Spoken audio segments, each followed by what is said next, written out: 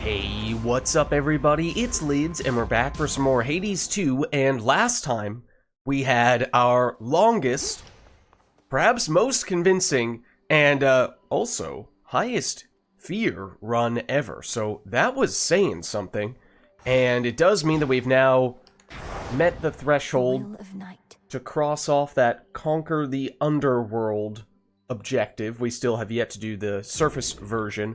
As for what we have planned this time round, though, we do have the staff as the bonus weapon, so we were debating whether it would make sense to use this.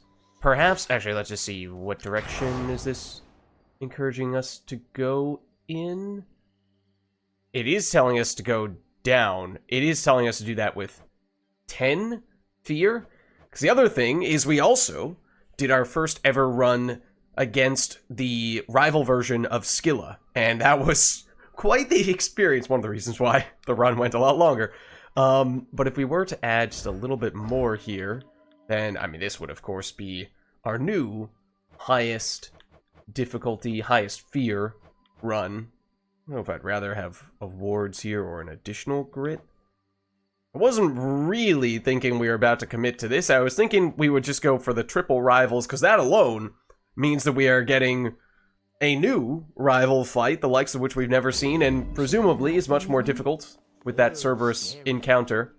But if we were to add on top of that the hidden aspect, the aspect of Anubis on that staff, we have tried it once before. I think it was on the surface, and we haven't upgraded it additional times. We've not done that. But it was mostly, so there's some potential to improve it from that standpoint. But the alternate moveset is just really, really strange. Takes a lot of getting used to. Your base attack is much slower, creates a big circle around you, almost like a cast, and that deals damage. And then your special is basically a magnet that draws enemies in. So it just feels so different.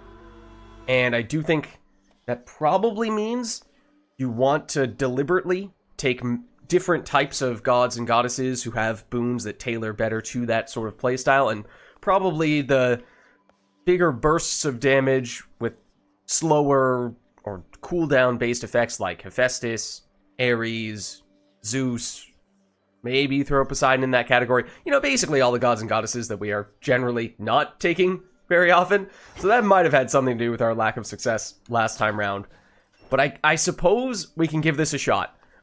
I'm just prefacing this because I think with all of the things that we were trying to squeeze into this run... Oh, the other thing is that there is a prophecy for getting at least into the final floor of the underworld with this weapon. We don't necessarily need to finish the run, I don't think, but as long as we get to Tartarus with this weapon, we will complete a prophecy. So if we can get all those things done, that would be fantastic, but we are certainly stacking the deck against us here, so I don't expect us to succeed, to defeat Kronos with all of these things in effect, but if we can at least get to Tartarus, that would be great, and of course that would also mean we get to check out the new alternate Cerberus. We could upgrade this weapon further, although I'm just not sure that it's the upgrades that are the issue, because doing that gives us additional Omega move, speed, and damage, but it's just that alternate moveset, which technically is not directly related to charged abilities. It's just everything is slow. Maybe that means the charge is the way you get the extra speed with that modifier, but okay. There's fear in the air. I guess we'll do it. There definitely is fear in the air. To the abyss. So, this could end very quickly, very horribly. I mean, the good thing about doing all the rival stuff is that outside of the rival encounters, we don't actually have that much going on fear-wise, but obviously it means the boss fights are really tough. And starting out with the hammer is very helpful, or at least it may be. Our specials are fast. Our attack being faster would be really helpful because that is so slow, but the special being faster could help too. Whenever you slay a foe with your charged attack, restore life. Charged attack creates +1 damage field. Wait, what? Okay, based on the icon there, you can see these sort of look similar. They have the purple background. This one has that Ankh, which I believe means you can only get this hammer upgrade when you are using this specific weapon. So it makes me feel like that could be really good. It sounds incredible. Let's try it. I know it doesn't have the With greater strength. hammer upgrade. Oh my goodness. But it does seem incredible. Okay. That may be a big deal that we just picked that up.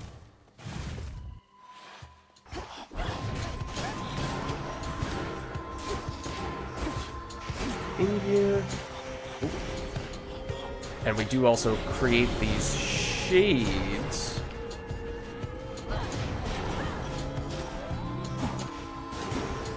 Okay, you know, this could work. Maybe this could work. Ooh. Alright, so we already have reason to go very aggressively with the charged attack, which means getting Selene could be very helpful. And obviously, we saw in the previous run, if you haven't yet seen it, definitely check it out. I know it's a long video, it's a long run, but there were some pretty incredible highlights there as well. Our Hex last time around was absolutely insane. So getting early Selene is very tempting. I think we'll do it. Don't get too greedy. I did want to use it there, but... Oh. Okay, yeah, that is the challenge of the special and potentially our other attacks. Vacuum cleanering people in is that it becomes much easier for the enemies to rush us down and deal damage, especially if those abilities don't actually stun them. I draw you down, O moon. Lend me your light. The second guardians that bar your passage fell to you, despite the vow of rivals granting them the strength of night herself. But be forewarned, the vow's effect shall grow more trying from here on.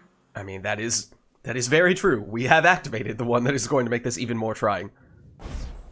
Behold Okay. my light. So, there's no indication right now of any duo boons. However, we also made a hypothesis / potential discovery last time round that it may be the case. It doesn't matter if that icon ever shows up on these, as long as basically each of these types of hex has a predetermined god or goddess that can combine with it. So for example, this is the one that we got last time. This combines with Apollo. So I think even though we don't have Apollo yet, we may be guaranteed to have the option of the duo Apollo hex if we get Apollo later on. We obviously did turn down Apollo to get into this room. Then this one we saw only a couple runs ago, but I already forget who it was who combines with this. It might be Hera? Oh, wait. No. This is the one I'm thinking of, which was incredible. It was insane when I was not expecting it to be as powerful as it was when we used it. This one does take more time. It takes more upgrades before it starts to feel really good. This one, I mean, we also did manage to upgrade it very quickly, so it was a little bit hard to tell in the short term just how useful it was.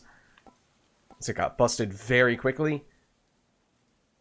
So I'm going back and forth between the two of these. The tricky one with this is that if it's in a boss encounter, sometimes you are going to have to wait for an ads phase, because most bosses don't summon ads immediately, or at least many don't.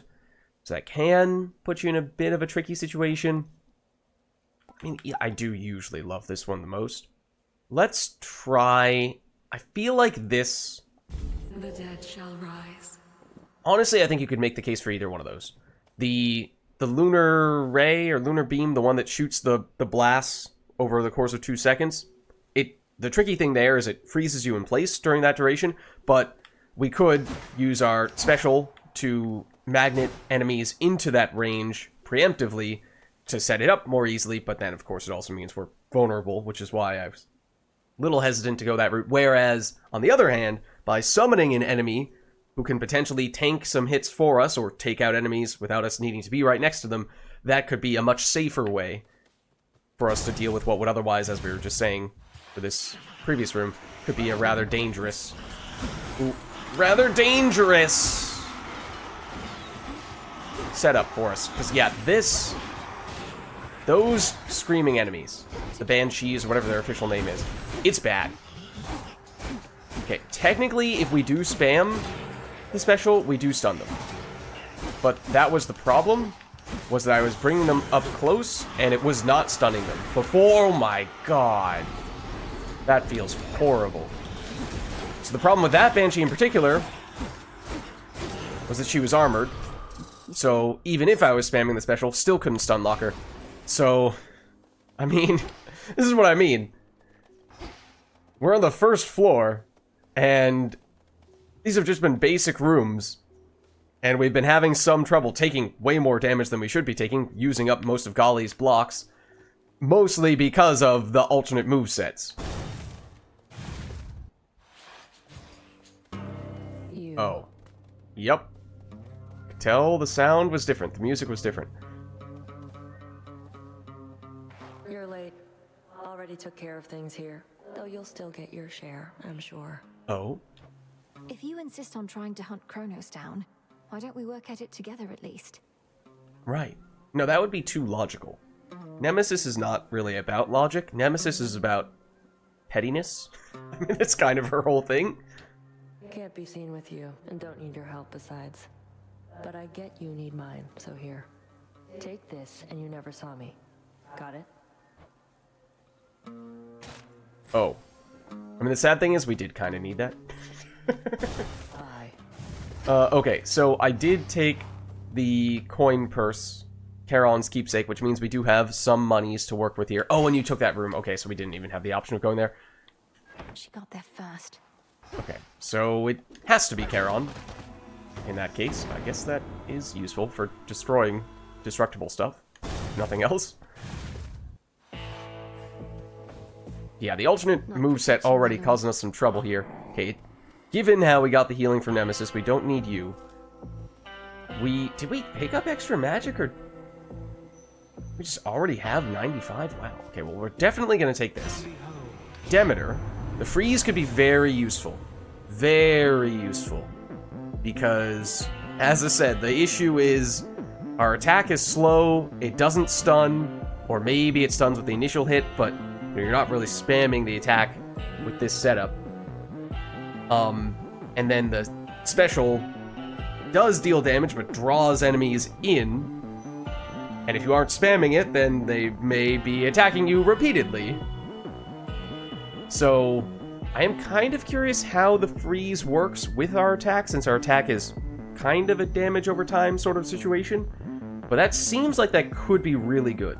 Usually we look for the cast to provide, the Demeter cast specifically, to provide the freeze, because you get that area of effect, and then you use either an attack or special as your primary source of damage. But it seems like with this build, this aspect on the weapon, it may be kind of the reverse situation. Okay, and I'm a little hesitant to spend the extra money here, because this is not the penultimate room. This is not the final shop, so we are very likely to see another one before this floor is done. Could get Aphrodite. Aphrodite does have bonus damage for close range stuff, which, especially with our special, since we're going to be attracting enemies right next to us, there is perhaps something to be said for that. Obviously, the alternative is Arachne, which is pretty tempting as well. High risk, much, much safer. Let's try it. This may backfire tremendously. Go back beneath the earth. Two. Yeah, that's not a great situation there. Blocks left, 0. Naturally. I'm frozen? I was completely stuck in place. I don't know what happened. What the heck? I was just stuck. Forced to tank a whole bunch of hits there. I don't know why that was. It seemed like perhaps one of the bramble tail things, whatever they were, it basically spawned directly on top of me, but I was completely frozen. What gives? I'm so relieved you and your frosty grandmother have had an opportunity to meet. If nothing else, perhaps now Demeter shall tone it back a smidgen with the rest of us? And this is, of course, the duo, the combination that we are almost always going for, at least with our faster speed weapons. Typically, as I was just saying, it's the cast from Demeter, and it's the attack from Aphrodite. This time, however, may very well end up being the other way around. For special, with 150% damage to nearby foes, I think that could make a lot of sense, given how our special more or less guarantees that enemies are going to be nearby, if not with the first attack, certainly at least if we spam it a bit. Otherwise, cast, inflict weak on nearby foes, gradually restore match near... This is really good. But if we start with the basics... That's a feeling there. Okay, so we did take some damage, as we very much expected to do. Get a lot of these armored enemies, and it's really not working out for us. The freeze does help, at least so that we can more easily break through their initial armor, but not a fan. I'm not, especially the special attracted them in, did not break their attack animation. So it meant that he was charging up an attack. As he was charging it up, I basically just guaranteed that he was going to hit me. And that feels pretty horrible.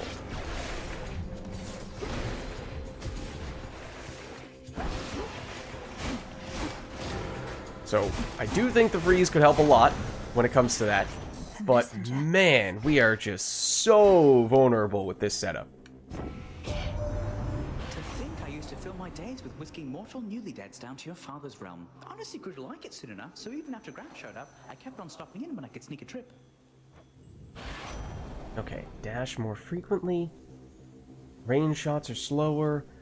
Early quick bucket is also the rarest option we have here. That's probably what we ought to take. Of course, if we knew we were going to get this, then in hindsight, probably could have taken the magic in the previous room as well, but... Now that gives us the confidence to get aggressive on that front, and these are not really the room rewards we're looking for. That's 5 magic, that's 5 max life, in addition to obviously the crafting materials as well. And usually you could make the case just 5 is not going to make a huge difference, but I think on this occasion, we need all the life we can possibly get. Oh. Breathe, Mel. Okay, well this does help. My Arcana. Little bit of extra life. The healing. Oh gosh. Oh gosh. Oh wait, hold on. I mean, I was at first, of course, looking at this and thinking, okay, chaos obviously comes with several risks. We take a bit of damage going in there. Wish we could have healed after that. But more importantly, it's the curse, and we are pretty close to facing the rival Hecate, so the timing is not great.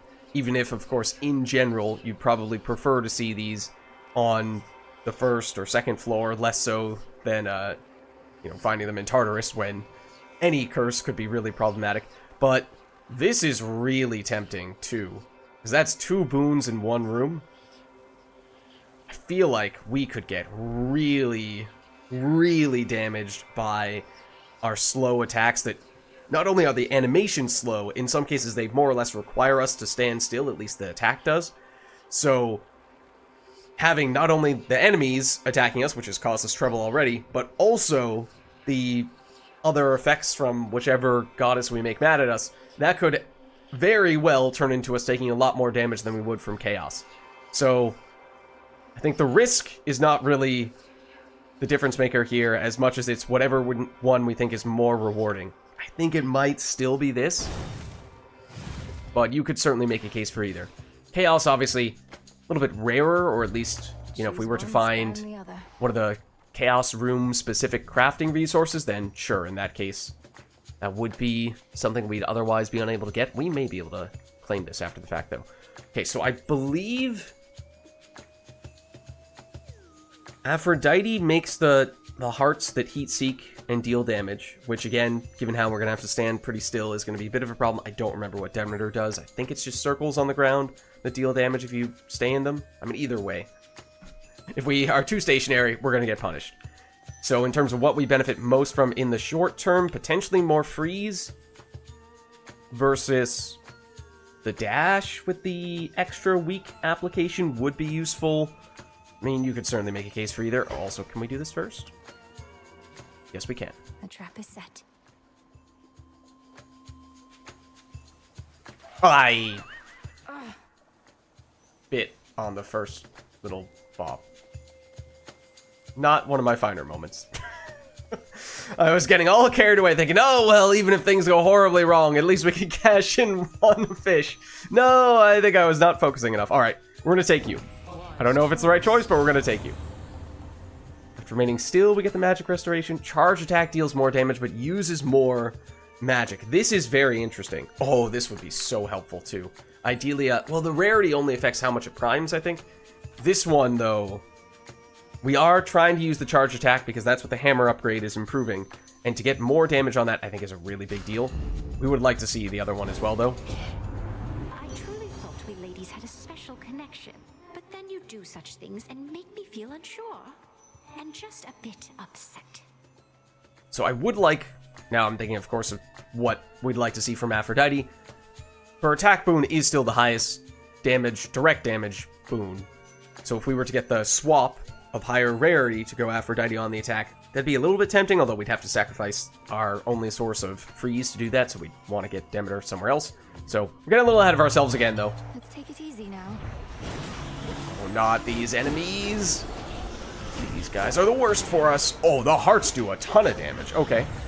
Well, now we know. Some of this. Oh, to get one of those for ourselves, though, that is pretty useful. Not gonna lie.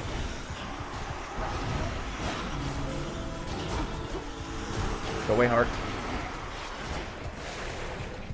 Go get him. Oh, we don't have enough magic. No, I almost dodged right into that. There we go. Okay, we took a little bit of damage. Or actually, I think it was just a heart. But the heart, as I said, was more damage than I would have expected. Now, I'll admit that was a fight I started, love. Though, each time our passions run high, I think our relationship only grows richer for it. Okay, let's see. That is what I was saying would be useful. I'm not really sure the rarity matters all that much because it's mostly the weak that you're looking for. So what are the alternatives? And this also would be good. Orbits around us for a burst of damage. If we could get higher rarity on that, that would be really helpful. Because we are going to spend a lot of magic from that charged attack. And to create what is basically a damaging shield around us of sorts. Could be an extra layer of defense, but I think this is still what we're looking for here. I mean, I actually do like all of these, of course. As I was saying, this was really tempting as well. But let's do this. It's the most pure defensive stuff. So, we have not ever been able to activate these yet. This would be our first time. Is it automatic because we met the fear threshold, or is it going to cause a wave of enemies to spawn like many of the other encounters that sort of look like this do? I don't know. What wants this place come forth? Oh, yep. Yep, it sure does. Sure does mean we're facing more enemies. We still don't have the magic. No. And he is armored and has special abilities, but we can still summon this enemy who is not really ideal for this situation, but oh well.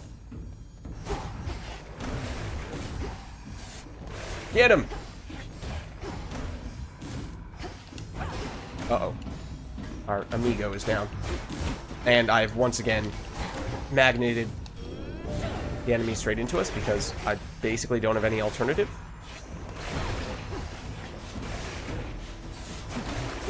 And practically did so again there.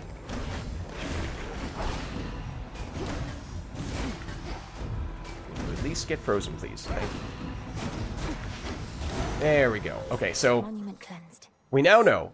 Doesn't matter if you take damage in those ones, but you do still face a buffed enemy. And I was on the fence. I wasn't sure which way it was going to go because you have to meet a very high fear threshold to even have the option of activating those. So it felt like it very well could have just decided, oh, that's enough. That's all you need in order to get those. Okay, once again, I'm going to just go for the life.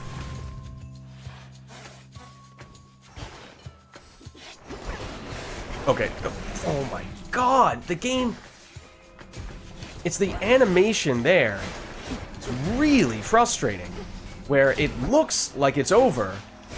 So I thought I could move, and then I was just stuck there and just ate that whole string of projectiles. Which I did not think was going to happen. So it looked like I was done with the animation. Oh, that's a horrible enemy to spawn in, I would think. I think I got one of those guys. So, I really don't like this weapon. My opinion on it has not really changed thus far. Yes, the hammer upgrade that we got does have a lot of potential. But the downsides of this thing are just so incredibly huge. It is just such a hindrance. Which is why, you know, as we're about to enter the penultimate room, I definitely do have some serious concerns going into a boss fight. So this is the penultimate room. This will be the shop. We could have gotten a free heart, which honestly might not have been the worst thing in the world, because we could use some extra survivability. This does not give us survivability. Does not give us the 5 life if we purchase it from Charon. I don't think. I thought we'd done that before. Okay, I would like to use the palm here and guarantee we get it on one of these guys. Specials deal even more damage. Even more damage on the Omega attack. No, I think it's probably... The problem with this is, it is by far our highest direct source of damage, although actually the attack might still be, because I think it can hit multiple times per use. But the problem is it summons enemies right next to us, and that has just almost every single time led to us immediately getting hit. So, even if it's our greatest source of damage, it comes at a huge cost. Now, if we can kill the enemies with that initial hit, maybe, then it suddenly isn't as much of an issue anymore.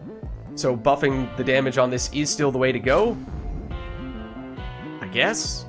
We don't have Zeus yet, so this is going to be new. We don't yet have a cast, so we could get... I mean, honestly, getting a damaging cast would be pretty useful, just so we have another way to deal damage without needing to be stuck in a certain area for a prolonged period of time, although casts are kind of similar to how our attack worked mechanically, although I think they are still quicker. Each encounter... Oh, this is the magic restoration. Whenever you use magic, random surrounding foes struck by lightning. Not horrible. Although, does this come... Is this going to prevent us from getting the Aphrodite boon of a similar variety, the one that creates the heartthrob around us? Because I might still prefer that. That one just feels like, well, either way, maybe it'd be fine. I feel like the cat... I'm not sure this is the cast we'd like to see. Wait, is this a basic cast boon? Or is this actually a more secondary cast boon? Because usually the ones that allow you to set the binding circle elsewhere are not a primary cast boon. And that actually, giving us a way to deal damage at range in particular would be very nice. I think we will take it then.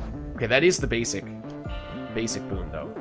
I did not remember that was the case for Zeus's. Alright, here goes nothing. This is the rival Hecate fight, so it is more challenging. Your presence.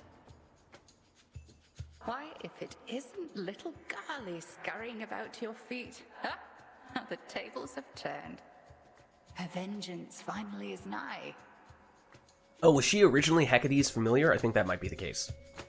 You jest, headmistress, but I put poor Garly in a terrible position here to have to square against you. Can't you refuse to be a part of this? She is to do your bidding when required. And besides, I do think she is going to enjoy this.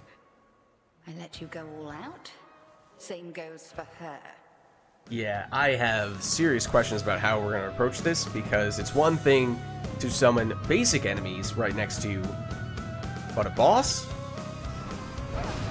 Okay. Did at least manage to get the big charged attack in there, which did do a somewhat significant chunk of damage, which is nice. Quite have enough time to charge it up. I got close. That didn't do it.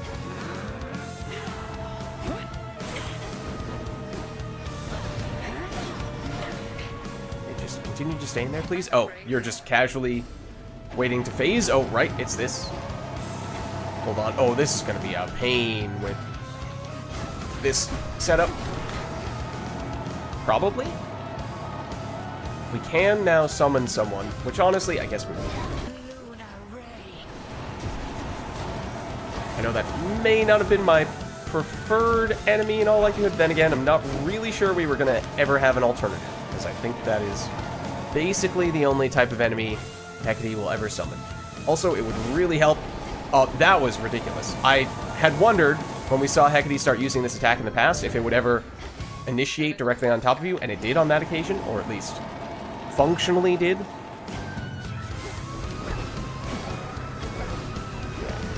Is that the last of them? Theoretically, yes. Is that the real one? It might have been. Oh, one moment. That was close. That's definitely not the real one. Oh gosh. It's just all these little things. Little mistakes that may not seem like that big of a deal, but when we have a much smaller margin for error this time round, they feel more significant. It's easier to... It also means it's easier to let them get you down a bit. Oh no, our minion doesn't know who the right one is. Oh, we're gonna get transformed now, aren't we? Aren't we? No, not quite. She didn't phase. She does it 1/3, right? I know we have the Hex. But given how she is about to phase, seems like that's not really all that useful. Yeah, because here it comes, okay. And we are still allowed to use it in this form, apparently. But she's immune to damage anyway. I would love if you would let me transform now. Okay, I actually will still use it now, though, to help get rid of these guys. I guess that actually would have been helpful to start dealing damage to those guys. Even when we were in our form that would usually not be able to deal any damage. So we're learning. I also very nearly got hit by that. Ooh, don't run into that.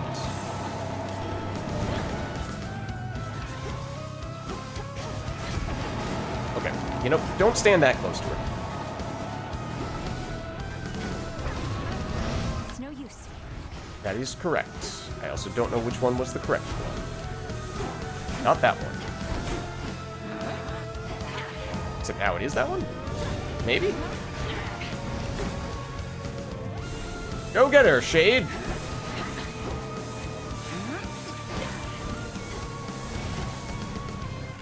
That's obviously the wrong one. Excuse me. I do wish you had better ads. Better minions that we could summon. That's not the real one. That is.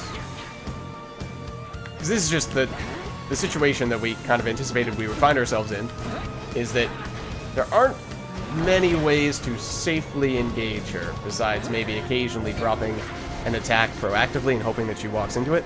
Either that, or you summon the minion, who is very likely to just attack the wrong version of her. He says as he attacks the wrong version of her.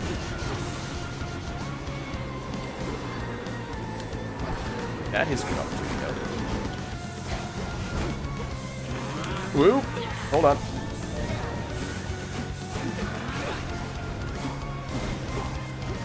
Nope. Ooh, those were. Ooh. Thought I could sneak through there. There we go. Okay. So I think we may still be able to heal off all that damage at the next well. I hope so. Yeah, I think so. Okay, in the grand scheme of things, it actually wasn't that much damage that we took. Also, I think we were running a little bit low on the silver. Yeah, so there's a chance we needed that for another recipe. So that's not bad. Any little bonuses we can get out of this. I think we need the small wins here. Because as I said, I'm not really liking this aspect. And I don't have the highest of hopes that we're actually going to make it through. So, any other ways we can find meaning and get value out of this run would be great. So we got the extra monies. We do now have the bonus money from that Hermes boon that we picked up. So that is good. That will pay dividends going forward. Moonbeam definitely would help a lot if we can get that. So we could go there now. Otherwise, we would oftentimes take a particular god or goddess of the boon-giving variety keepsake here. Or we could go for you or the recent addition, the Concave Stone, because both of these guys do give us long-term value beyond just the floor in which we take it. I think we keep it simple first, maybe go Moonbeam. Because as of right now, it is not the best hex. We got a little unlucky with that Hecate encounter. Didn't have great options to begin with, but we know it could get a lot stronger. Sure, any goods offered by Charon are oh, it's only for 6 encounters. Oh. That's not great. I don't love that. I know we have the bonus gold, so maybe that's enough that we don't feel like this is all that necessary. I mean, I'm half tempted to take this, though. After 4 encounters, heal. Honestly, it is kind of expensive, but I think I will take it just to play it safe. Given how we were having some trouble on the previous floor with avoiding taking damage, that just gives us a little bit of a security blanket. And you can see it as, you know, that's something we can, a luxury that we can afford because of that Hermes boon that we picked up. And this helps too. And this means we can cash in on the Moonbeam immediately, which is also very nice.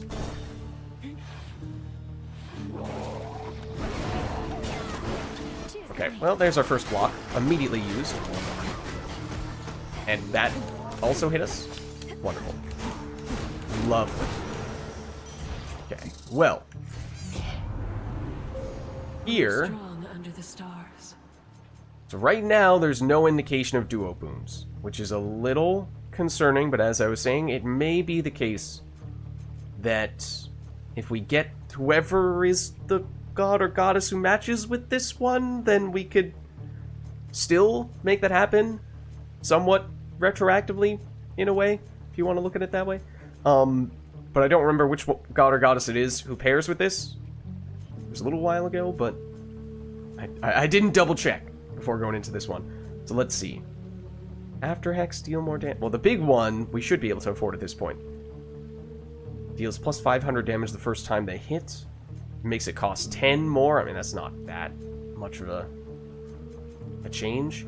The interesting thing is, I mean, that's a huge flat amount of damage. However, I would think if you get these 10% boosts from these guys, I would think the 500 does get multiplied there. So that's, you know, extra 50, extra 150 across all of them. Extra 200? So we might just go pure damage. Starts 40% charge. That's not ideal with this particular hex, because we have to at least kill one enemy before we can use it anyway. Damage, bonus damage after using Hex in the encounter. That is potentially nice, but now we can afford... We actually could even go here if we wanted.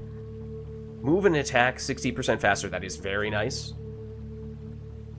Fights indefinitely for the location, at least until they die. That is also really useful.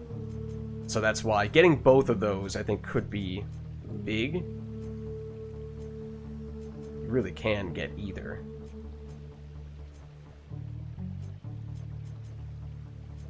I think I'm going to go for the indefinite one, at least initially, and then, of course, hopefully, with just a little more Selene, we will get it to, we will get the other upgrade as well. Okay, so here's the thing. We don't have this unlocked yet. We could fight additional enemies to make it happen. However, we know that it's always going to be a reward of the same category as these guys, so it's not like this is ever going to be a boon or gold or a hammer. It would very likely be bones, So, is that worth fighting additional enemies for? Probably not. Where do we stand on Nectar? We might have one. We have one. Whereas this does give us a tiny bit more life. Again, I think that matters. On this occasion, I do think that matters. These seem like terrible enemies to summon next to us, especially when they're armored. Not a big fan of that. But they do seem like very good enemies to summon here, because we saw on the previous run when we had enemies, oh dear, that we summoned in, the ones with targeting abilities. I don't know who I summoned there, to be honest with you. But the ones, oh, that's probably not the one I would have liked, but it's okay. We got the big value we were looking for already. It also is very off-putting when it has that ability that looks a whole lot like something that we are supposed to avoid. But in general, enemies that shoot projectiles or have other abilities that do not immediately directly target enemies, those have a much higher chance of just missing and not being very helpful for that reason. I do see you, and you do look like a special shade. Look upon me.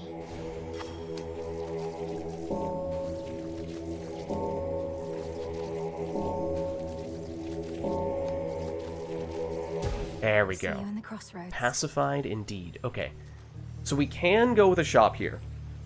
It's pretty early to do that. We did not take the upgrade that was going to give us the reduced shop cost. So the previous run, we had absolutely insane gold earning potential to the point where every time we saw a shop, whether it be a mini shop or a full-blown shop room, we went there and we basically bought absolutely everything every single time because we knew we'd be able to afford it. And that meant that over the course of the run especially, that added up to the point where we had more booms than we would have otherwise had, because you can get multiple rewards in a single room, whereas in this case, it's only one. But we're not quite there yet. I mean, it's still early on in the floor, but we do, of course, expect to have at least one full shop after this. Potentially mini shops along the way. I just feel like Narcissus is the least rewarding of all the NPCs. Because he tends to give crafting resources and not much beyond that. I feel like we still do this. We'll get Narcissus when we have a more standard run that is not as desperately in need of absolutely everything that we can give it. It's like here, we definitely want Hermes. The armor might not be the worst thing in the world, although we are fairly close to getting this healing. And then the magic could be helpful because we don't yet have magic restoration. If you don't take the magic, you probably go here. If you do take the magic, then you probably do this, and maybe we feel more comfortable doing this because we know that the 50% healing is coming fairly soon. Let's try this. Let's see what we get here. In the name of Hades. Oh. So it's air that we currently have the most progress on. Could be a 25% bonus damage. Otherwise, we take travel deal here. It's early enough that this is still meaningful, and at that point, yeah, we probably, I mean, the first purchase discount is not huge, but this does start to go in the direction of trying to go to every shop. I mean, technically, it only rewards the first one, but still. Charge moves are faster. Honestly, for the charge attack in particular, that's very, very good. Because we really want to use that charge attack quickly. This might actually be the best choice. I think I'm going to take it. Okay. Then I think I am going to do this. That's going to leave us very low on cash. But I'm hoping that we will get enough gold before the penultimate room that we'll still be able to get aggressive in that shop. And I think we are going here. We are leaning a bit on the healing. We'll see which of the bosses we get. It's unfortunately this one. I do think this is the most difficult of them. That is a horrible time to have to block, but at the same time I did kind of expect that to happen. This just feels like an absolutely horrible type of room for our build in particular. Because how do we deal with this? We have negative crowd control.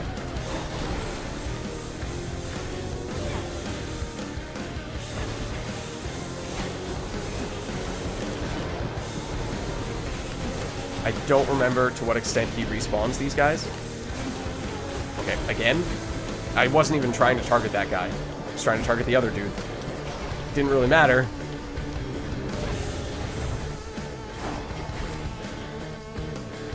Really the charge attack, not the charge special that it should be doing.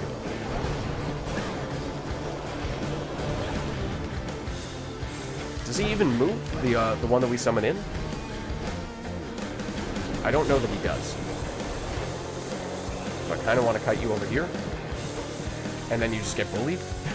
Okay, it's another enemy in that case who is very bad to summon.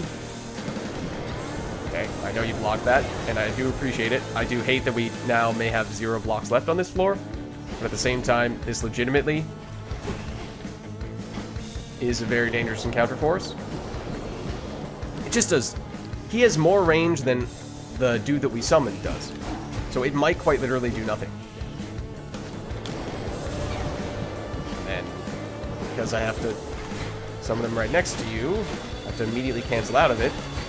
Okay, now we're just spamming this. So you're unarmored, so we can do that. So we took a lot of damage, and we used up all of our blocks from Golly. But in one more room, we will get big healing. And it means we get a high rarity Aphrodite boon. We could get the very good Magic Restoration one, high rarity. Gain extra life and magic now and for the rest of the night. That's not bad. Weak afflicted foes take more damage. We are afflicting weak with our dash, which is pretty consistent, I would think. I like both of these. If we have any intention of maybe picking up that infusion that we saw earlier, then going more on the air side would be helpful, but I mean, that's only through Hermes, and it requires, what was it, 8 air boons? Not even 6? That's higher than usual, so that'd be really tough. I think we're just going based off what we like best, and these are both, I mean, all these are good. The Magic Restoration, honestly, it hasn't been a huge deal yet, so I'm going to go a little more offensively here. Oh. No boons. Okay, also hate this. It does help when we can more or less immediately take them out with this. When we have enough time to throw it out there before they actually start attacking us. The hunt is on. Okay, this is very helpful. I mean, it does mean this is also going to be a longer encounter, which is a little unfortunate, but...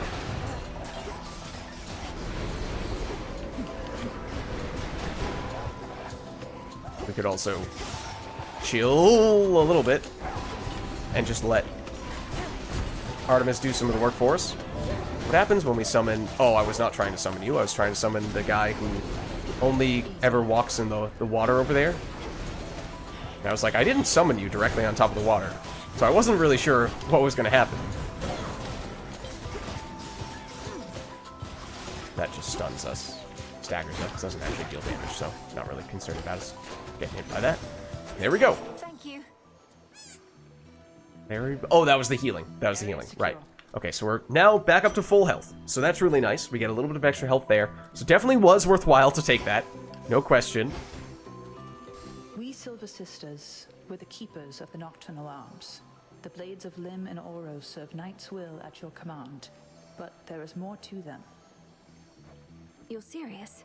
I'm listening. Oh, are you about to reveal a hidden aspect? At the Silver Pool, invoke the blades with this. I see your threefold shadow with the Phantom Queen. I think you're ready now. It should be good. So we need to take the blades to make that happen? Seems like any healing pool would work. I see your threefold shadow with the Phantom Queen. A waking phrase. Thank you for the honor, Artemis. Whose aspect is this, do you know? A threefold goddess of shadow. But then, aren't we all?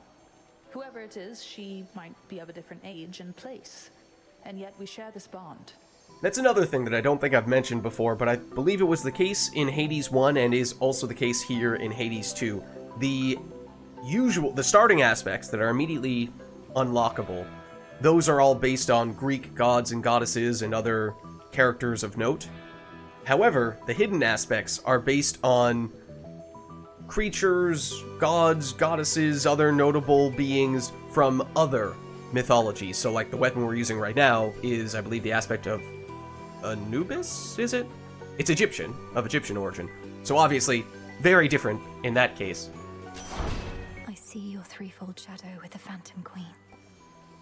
So did we immediately just unlock that, or do we still need to go with the blades to one of those pools? Not entirely sure, to be honest with you. It'd be nice if we just get it right now. Any damage can be critical with a low percentage. Specials may deal critical damage, but it primes. Our special is still, by some accounts, our highest damage move, although I wish this was higher rarity. After you dash, your charge moves may deal critical damage for 2 seconds. We are liking our at least charged attack and base special, so it's a little bit between these two. The percentage number is the same. This does technically apply to whatever charge move we use after the dash. It doesn't need to be a charged attack, per se. I do kind of like how that's just more or less automatic. Just double checking now. Did we end up taking in an air boon last time? No, we went water. This would give us some air, but not enough to reach the infusion threshold. I mean, that's all theoretical. That's all speculative at this stage. I'm a little tempted to reroll here, not gonna lie. These are good. All these are good. But I feel like we can do better. Let's do it. How about these?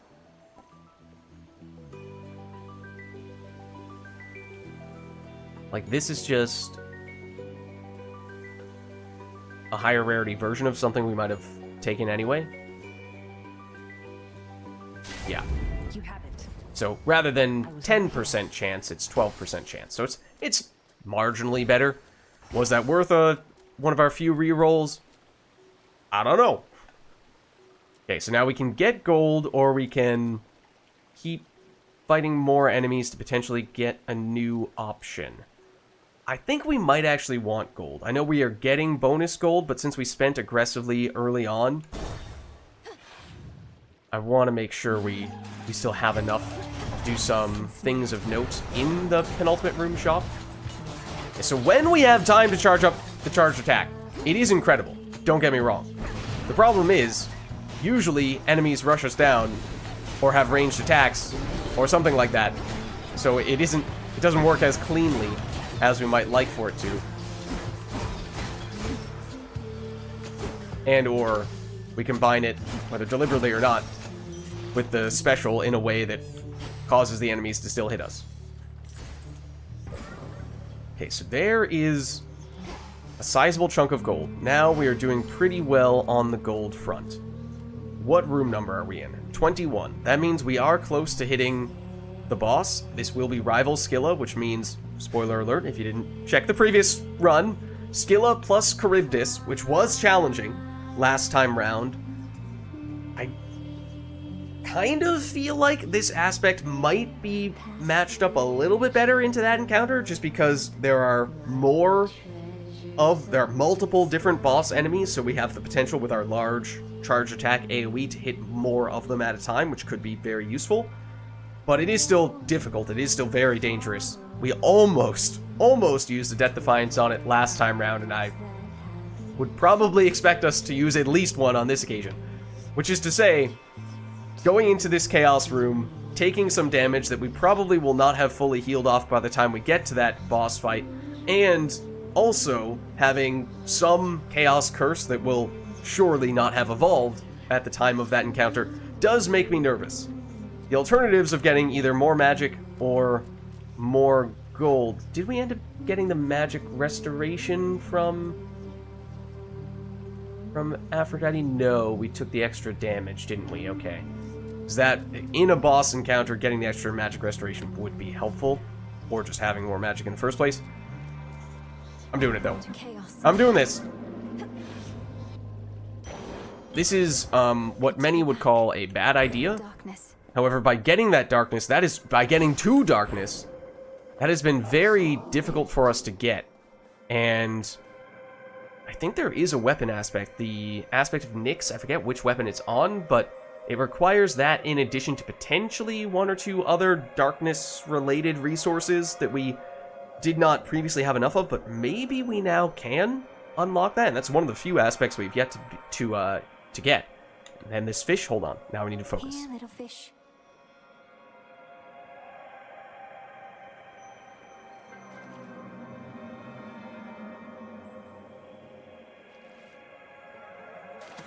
To me. Okay, there we go. This is a projelly. Did get that one. May have botched the previous one. I imagine this one's worth more anyway, though, what with it being a rare chaos encounter. Let's see what we get here, because this could be a very big deal. We need to play this very safely. Whatever we see. I sensed the growing influence of the goddess Nyx. Indeed. My daughter plunged the world into deeper darkness recently.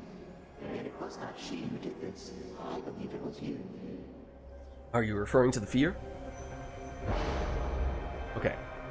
So, next 5 encounters whenever you use Magic Prime until the next location. It's actually kind of strange. Because if you don't have any Magic Restoration, that actually doesn't change anything. And that is currently the case for us. Like, we use magic, we weren't going to get it back in that encounter anyway, at least as things currently stand. We have less max life afterward. We have much better chance to find resources with our gathering tools. Whenever we... well, it is very likely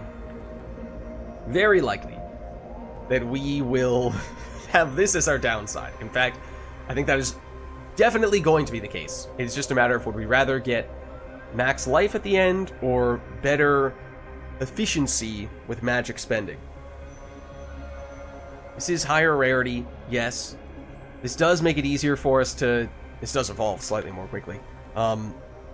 This makes it easier for us to spam our charged moves, at least unless and until we get one of those magic restoring boons, at which point this would potentially become borderline irrelevant.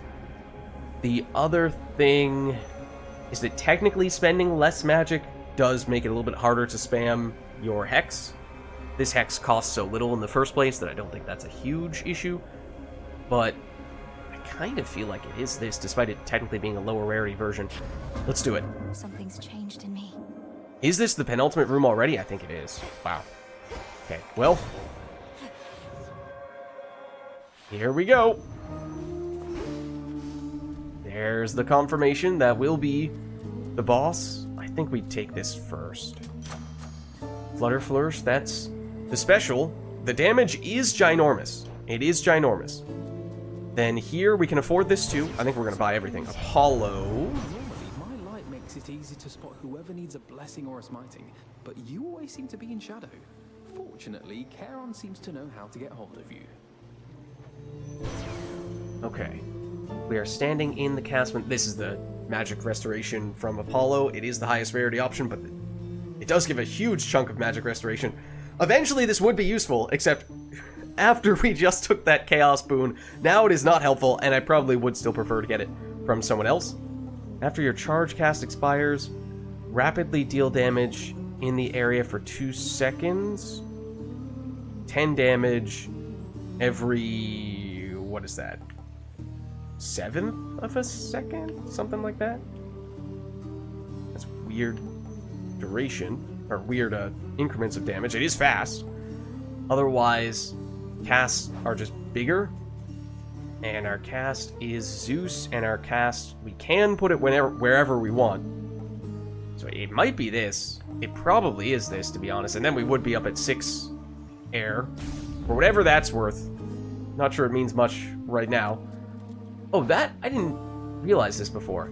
That icon there, the 23, means we have 23 boons, I assume? Or 23 buffs of some variety? I don't know. Okay, I'm not going to count them right now, but something like that. I am going to take the armor. I know oftentimes we might pass on that, but since we're about to go into a potentially very dangerous boss fight, we have the money to spare and we could use any and everything we can before going into this, yeah, we're taking it. Fortunately, this time, we do have a sense of what we're getting ourselves into with this rival Scylla fight, but that doesn't change the fact that this is going to be unbelievably difficult. I'm not even going to say cautiously optimistic,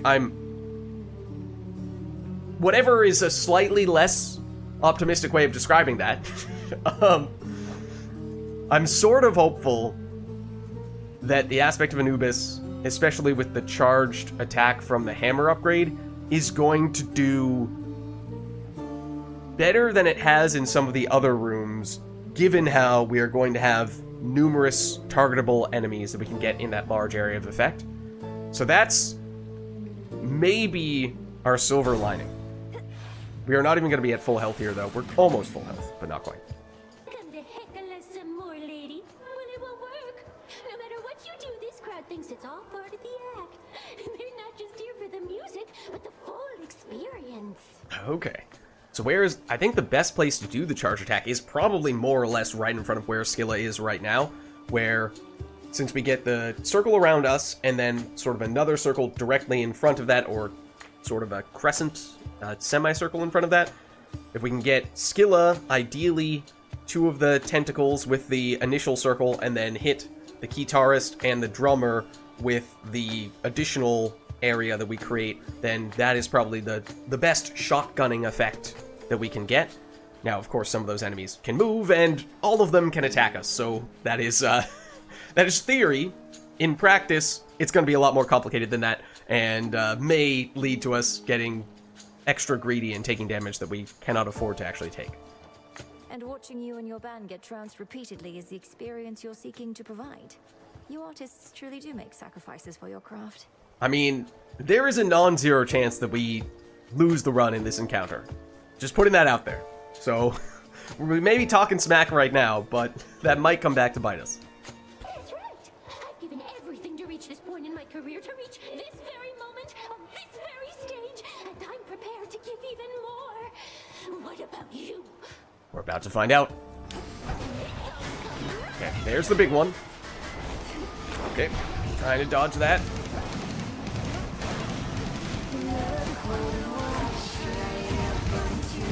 We have enough range to hit you. Oh, we don't have the bonus damage from that range. Otherwise, I was going to say that'd be a really nice place. Okay,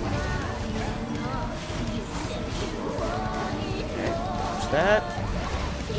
Now you're going to want us in here, right? Oh, hold on, that's going to explode. Excuse me. Okay, there's a fair number of things I'm trying to get out of the way of here. Oh, you're now immune because we were bullying you. That's understandable, I guess. Oh, that was not good. These guys do have a bit of a rhythm to them. Where you go next to them, they give you the warning sign, and then they do their little circular slam or melee, whatever you want to call it, like that. And then they have a bit of a cooldown of sorts.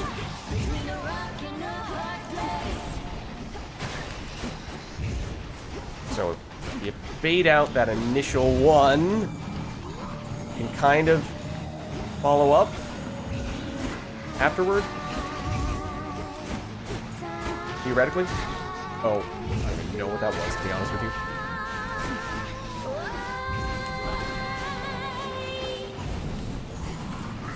Nope, don't stand there.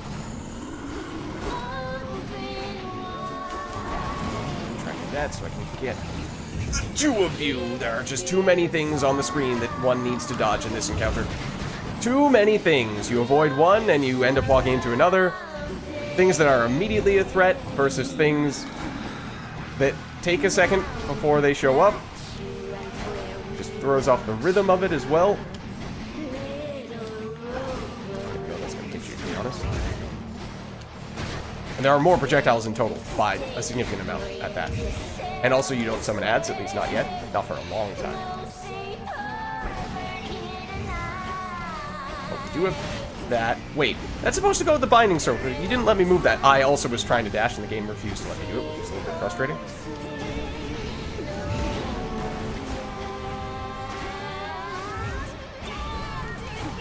Please don't do that directly on top of me. Okay, that's just stunning in that case. You're still blocking the... I'm trying to hit the enemy behind you. Not even trying to go for you. Okay, throwing the cast on those guys that can't move, the tentacles, is pretty nice, not gonna lie. It's kind of a similar story with our attack.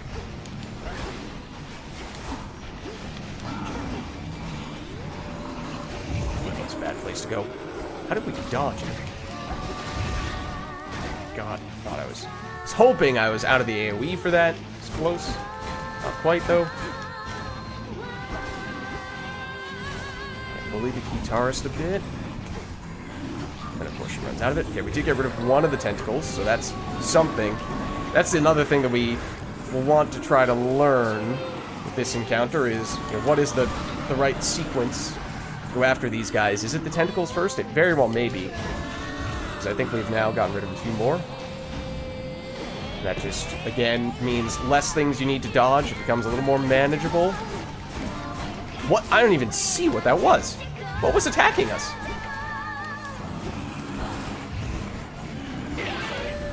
Oh. We got another tentacle there, I assume? Oh no, it was the guitarist, actually. Maybe it was one of those projectiles those guys send out. That might have been another one of the tentacles going down.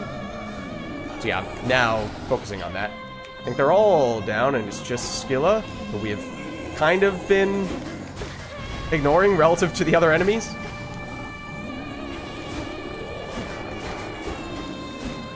At least we do have some range to work with.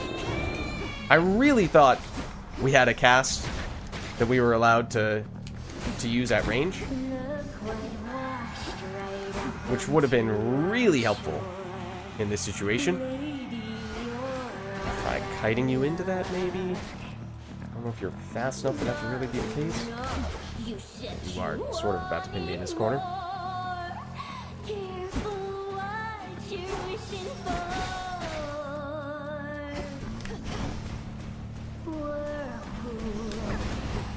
to get you with that.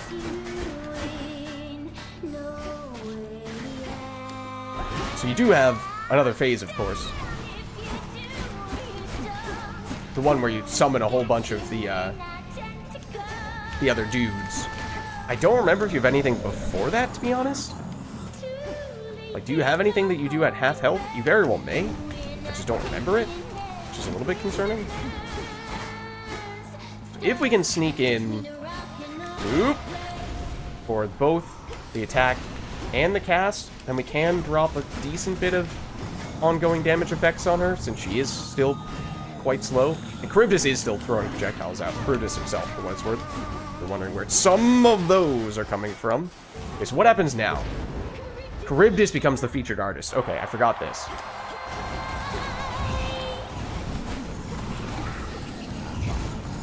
Okay. Okay. Oh, and this is now a thing again. This is horrible. What am I supposed to do? Oh my gosh. Okay, that's... Can we talk about that? Who decided that that was okay? There's a very small circle in which we are allowed to stand. Scylla is in that circle. Two of the tentacles can hit us from that circle, and the drummer is there.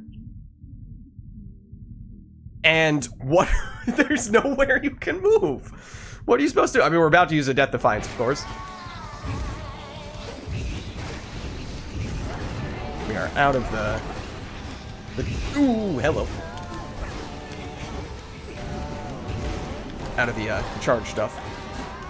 Something's gonna hit us here. Yep. Yep. Once again, we are in this situation where we have no choice but to take humongous sums of damage.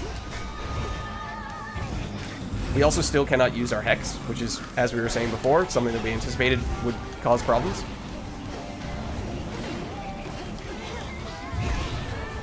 Okay, one thing we are, I suppose, learning is that if we can, it would be lovely to... Oh my god.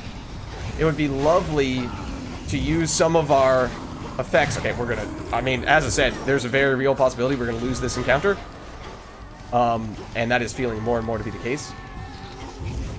if we could get enough of these effects active right on top of the drummer to get rid of her, that would be extremely helpful, because as we are realizing, usually in the past with the normal skill of fight, I pick on the drummer because she's the easiest target. Seemingly. Not necessarily because she's the most dangerous. She's legitimately the most dangerous. Not in terms of direct damage, but because of what she does to set up the rest of the encounter. I don't even know who we're summoning here. She makes the rest of the encounter nearly impossible. That projectile is faster than us? Oh, we summoned one of the tentacles? Excuse me? I mean, we're about to lose. Like, straight up. Full blown. So this is where it has crossed the line significantly at that. Into, this is not difficult. This is not just difficult. This is just horrible game design. Because you forced me to do these things that are not reasonable.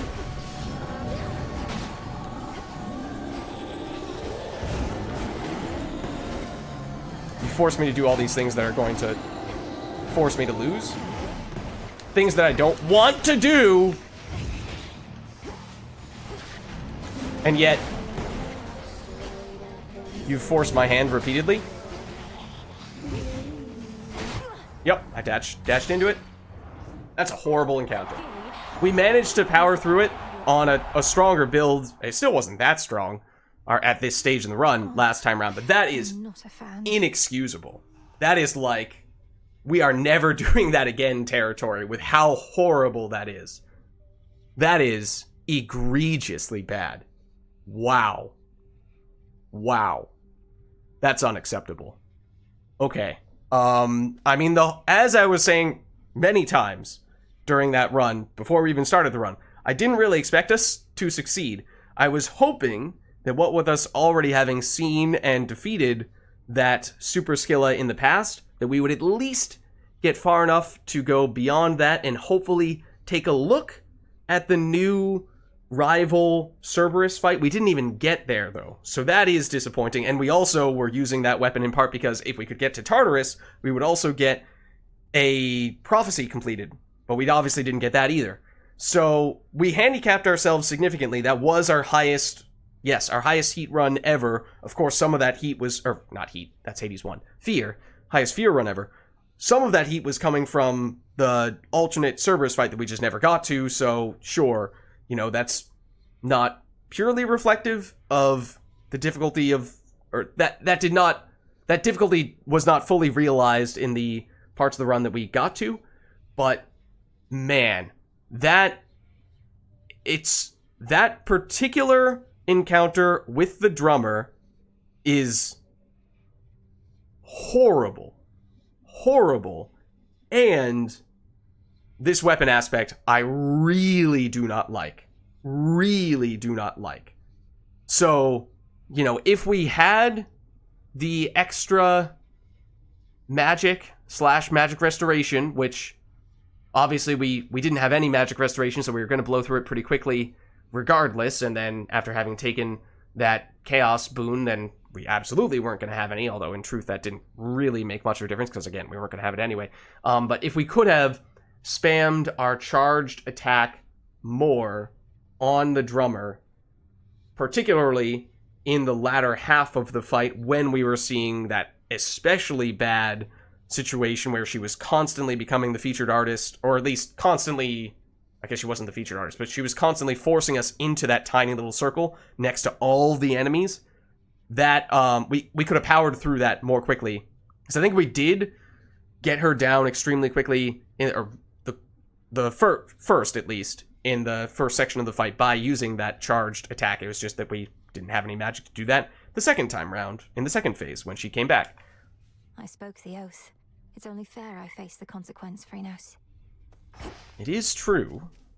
It's weird that after the successful runs, we weren't allowed to brood. Now that we die early, we can? Is that a coincidence? Or is that actually how it works now? Vengeance for my father.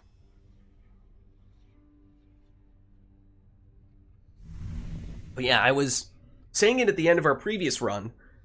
When it comes to those rival fights, it would be really nice. I don't know how they would implement this. And realistically, even if they could do this, I don't think they ever would. But if you could pick and choose which of the bosses you want to face the rival version of. So, for example, could you say, I don't want Hecate rival, or I do want Hecate rival, I don't want Scylla rival, but I do want Cerberus rival. So you just have like a list of checkboxes. These are the ones that I want. On the surface, I don't want Polyphemus, but I actually do want Eris. Usually you wouldn't be able to do that. At least as it currently stands, there does not appear to be any way to make that happen. But that would be my personal preference, especially since some of them, in terms of difficulty and in terms of the fairness of the mechanics, they vary wildly, and it doesn't necessarily correlate to whether they are the first, second, or third of those rival boss fights. One of the other shades said hi to me earlier. For the first and final time! Oh. Okay then. Well, on that note. So yeah, I mean, ready for more? As I said, I had low expectations for that run, so I'm not crushed by it, but at the same time, you know, I am still disappointed in that weapon aspect, which I know we could have upgraded further at the, or here in the Crossroads. It didn't seem like that was going to be a key difference maker, because it's just the mechanics of you're a sitting duck for so long, and that seemed like the upgrade wasn't really going to directly help that at all, and the freeze should have helped, and yet it still wasn't enough to keep us safe more often than not. And then, you know, I had hoped we were going to get further, obviously, but... Your father once was bearer of the fated list, you know. A housewarming gift, my sister said. But Hades put it away, until your brother unearthed it from the archives and started using it himself. I know Zagreus sought our mother. Perhaps the fated list helped him succeed. Come to think, I wouldn't have even been born if he hadn't. Wait, how did you end up with the list after that? Do we know how old we are relative to our brother Zagreus? Because the way Melinoe just described that makes it sound like, I mean, spoiler alert, although I imagine many of you probably all know this from Hades 1. Our brother Zagreus is the protagonist of Hades 1. And so this sequence of events that Melinoe is implying, at least here, is there's all of Hades 1, then Zagreus disappears, and only upon Hades and Persephone reuniting in Hades 1, that is what leads to us being born. So, was Melinoe not even alive at the time of Hades 1, chronologically speaking? So I guess I never really realized that to be the case. I mean, I guess that would explain why Melinoe didn't make an appearance in Hades 1, but kind of just assumed that, oh, she was a relatively minor character in Greek mythology, and so they were just assuming that you'd never heard of her, and so it wasn't a big deal that she didn't exist in Hades 1, and then just suddenly appeared out of nowhere in Hades 2. But I guess Melinoe just being that young does kind of explain that. It wasn't until rather recently. The Fates sent me to retrieve the list from your father's house. Kronos would be absent, they said. And they were right. For when I returned, they were gone. That's when he got them. Yes. Oh.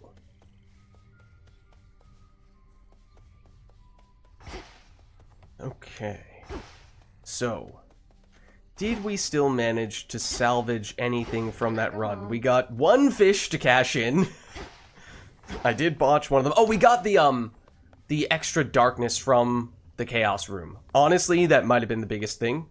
Still plenty of time before that gets delivered. I think we did get a Charon card. Didn't pick up much bones. We can at least sell that to get a little bit more.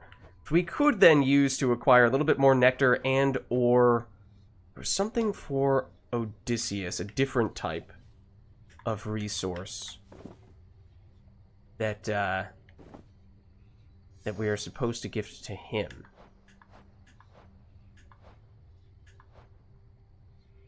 Oh no, it's a nectar and then it's the fishing stuff. Okay. He was the one we were eyeing to progress our relationship further with. So maybe, given our relatively modest returns from this run, we pick up both a nectar and a twin lures. Fair trade. Since we're only allowed to buy one of these per trip to the crossroads anyway, might as well take advantage of this relatively quick pit stop, or this relatively quick run that sends us back to the crossroads quickly. Even Mother Nyx's weapons favor you. Always thought the Nocturnal Arms would wake for me first. Guess the Fates had other ideas. Yeah, I'm afraid so, Nemesis. I think the Fates had you covered. You're the bearer of Stygius, vanquisher of heroes, gods, and titans. Oh, wait, that is a weapon of note. For 81 reasons. Seems it was due for a long break. I did not realize that that was the weapon she was wielding. Okay, not really anything new here. Unless we want to craft some more of these things. Not really sure that's the case, though. What do you have to say, Hecate? 'Tis fortunate your father's realm is vast indeed, that you may circumnavigate it at the edge of Oceanus, where our enemy is relatively weak. Now see, this is really weird if this is just a generic description of Oceanus, given how we've been going there for, what, 50 runs, if not more than that at this... Okay, maybe not, because we had some surface runs, but this is nowhere near the first time we've been to that location, so presumably this is very near the back of the priority list in the queue of potential conversation topics with Hecate. If we cannot pass directly through Elysium, then we shall make what way we can. Though the fiends that lurk the border of the sea care not for my presence. God-hating monsters with salt in their veins. The seas covering the world's surface just were not enough for them. Sunken chambers they occupy have not yet fallen to Kronos, at least. Okay, but no groundbreaking discoveries from that conversation, not like it unlocked a new incantation or anything like that.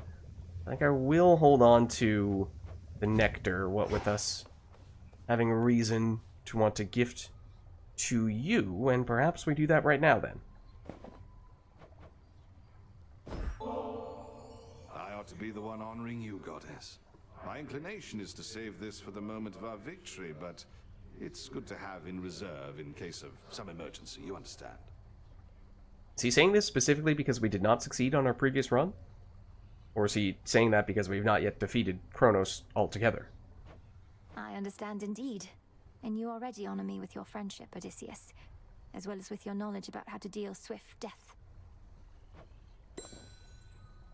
Alright, so now, next time we see Odysseus... Wait, what? Excuse me? Excuse me? Moving the goalposts a bit, huh? We were supposed to only need... Or we were supposed to be able to just use the fishing lures next time. And yet, now suddenly we need an extra heart? What gives, Odysseus? Turns out he doesn't like us very much after all. You've known Headmistress quite a while, haven't you? Where did you meet? I always wanted to ask. Well, all I can say is that I was alone. At the end of one life and the start of another. Lost. She appeared before me then in all her splendor, and she revealed to me a path I hadn't seen. Don't know of any mythological tie between Odysseus and Hecate. I mean, Hecate is actually pretty minor in the grand scheme of things, at least from what I've heard and read about in Greek mythology. Odysseus is probably more famous than she is, to be honest. Were you already dead? I was. She told me she could grant me a new life. She needed a tactician knowledgeable of the surface. I thought, who am I to turn a goddess down? Technically, she's a titan. It's been a while now. A good while, I'm sure. Okay. So, this is still not done. We planted this, I think, 2 runs ago at this point, but there are at least some things that are now ready to harvest. That's quite a plant you got. And we are getting a fair number of seeds back. Which is useful, because we didn't exactly pick up very many from that run. Drink of the earth. Okay. So. Should try the pool. Oh, right! Wait, hold on. Oros, I see your threefold shadow with the Phantom Queen. The hidden aspect of the Morrigan. The Morrigan? I don't even know what that's from. So it's a new blades aspect, although that looks like a hatchet of some variety. This is, I'm now realizing, absolutely the most significant thing that we did on that run. So this says you have crow cutters, which can perform the ritual of the Blood Triad. Blood Triad damage 333? It's an alternate move set. It seems like all of the alternates, or all the hidden aspects have alternate move sets, where, you know, it's not just a matter of the numerical bonuses you're getting, the actual attack special casts may be mechanically different. So attacks hit 3 times, heavy specials hit repeatedly in flight. It costs iron, which is the mining resource from the 2nd floor on the surface, right? Rift of Thessaly, I believe. We don't have enough of it. We're close, so that is unfortunate. This is intriguing. So you have crow cutters. So I'd be curious to see what this 3-hit attack sequence is like, because usually this is, of course, the blade's the fastest weapon, if not very close to the fastest weapon. But if you are forced to do a 3-hit combo, which may or may not be what it's suggesting here, then that functionally may make it a little more clunky. But then the Blood Triad, land an attack special and charge move against a foe to oh, you have to do a combination of those things. Attack, special, and well, I guess the charge move could be an attack or a special.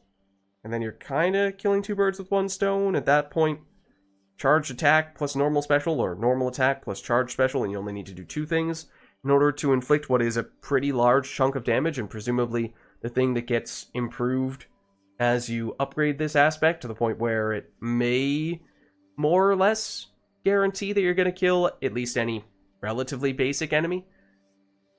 So it, at a glance, looks like it's a little bit of a departure from what the blades are usually about. It seems like it's more of a slow, heavier hitting blades aspect that may bring it more in line with the axe, things like that. But obviously we can't test that right now, because we cannot yet unlock it. All of those nocturnal arms of yours got their own different moves. Do not dwell upon which one of them is strongest. Rather, choose whichever one really speaks to you. Yeah, and that's the thing, is the aspect that we were just using definitely does not speak to me. So, and maybe that's another reason why I was not especially keen on upgrading it, investing resources in doing that, because even with those upgrades, I feel like it still would not be very high on my list, and at that point, you know, those are resources we would have rather spent on some other aspect that I do enjoy using. So, we, again, all these reasons why we sort of knew we were tempting fate. We were, making our lives especially, we knew we were going to make things very difficult when we set things up the way we did for that run. And what if they all speak to me? Faintly, but still. No, let's be honest, some a lot more than others. The aspect of hell, the hidden aspect for the skull, that one's great. However, this guy, the one we just had, aspect of Anubis, not so much. You pick the one that gives you extra bones. That's also very fair. And does that count as a 4th wall break? Almost? Okay, well, it would be the coats for the next run. Let's see, this is the special shade that we freed. Guess we got that guy back. Not sure if there are any other ways in which we salvaged the run. I mean, we might have gotten a little bit of other crafting resources. We got a little bit of ashes. But overall, we knew we were unlikely to make it far in that run. And so we knew we probably wouldn't get the reward from defeating Kronos, for example. But I was still hoping we would get a little further than what we saw there. But again, aspect that I am not a big fan of. Highest fear that we'd ever done. A new rival boss fight that we had tried once before, but only just barely beat without having to use any death defiances. And this time, when we were much weaker, yeah, not so lucky that time round.